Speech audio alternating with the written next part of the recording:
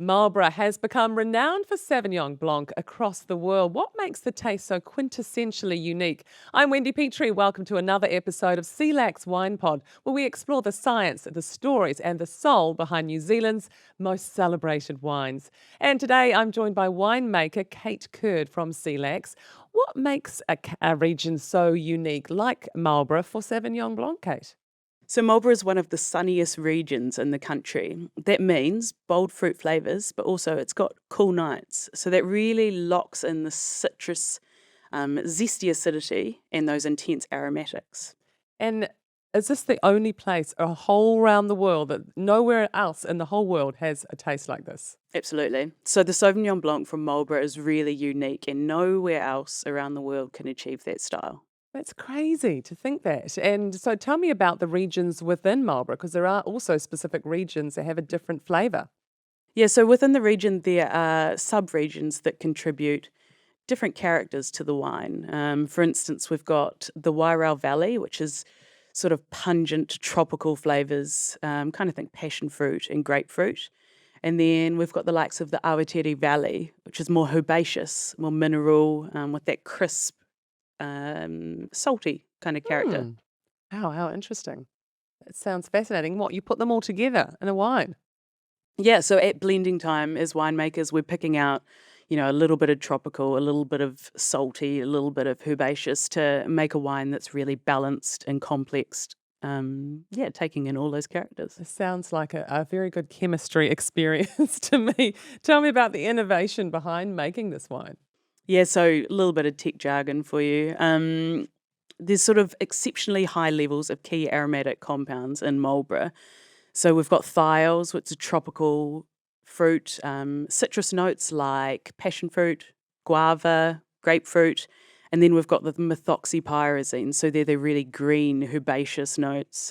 Think kind of bell pepper, gooseberry, fresh cut grass, all coming from those different areas. Wow, it's so unique, isn't it?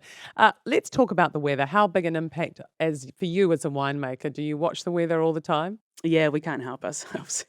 You've always got the eye on the weather, especially leading up to harvest, kind of what impact that's going to have on the grapes. And then when they come in, what we can do to that wine to pull out the flavours that we want.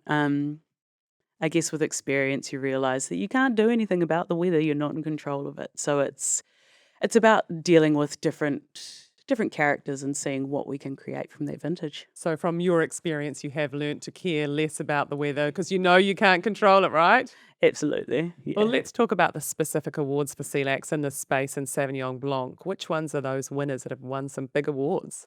Yeah, so the Selaks Taste Collection Tropical Sauvignon Blanc won gold and took away the trophy for the champion Sauvignon Blanc at the National Wine Awards of Aotearoa, New Zealand.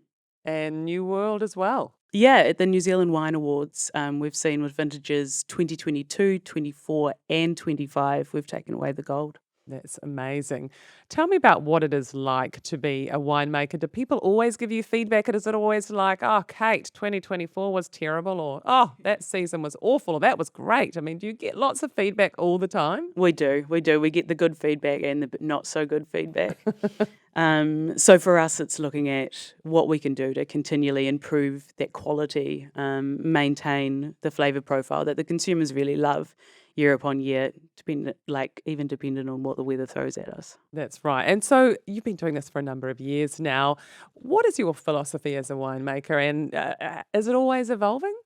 Definitely. Yeah, I think you need to always evolve with what the consumer demands are, what technologies are around for us. And I mean, it's not just me, I'm part of a team with the vineyard staff nurturing those grapes, bring them into the winery. We've got the cellar hands that do all the physical work on the wine. We've got the lab team that's looking after quality, checking our analysis and things.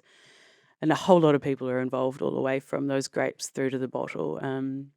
So yeah, it's working with all of those, and we're all trying to increase the quality and create a product that the consumer really wants. So I can see your passion. How much do you love being a winemaker? it's a great job. It's a really great job. Yeah, there's nothing else I would prefer to be doing. Kate Curd, thanks so much for joining me on the Selaks podcast today. We'll see you for the next episode.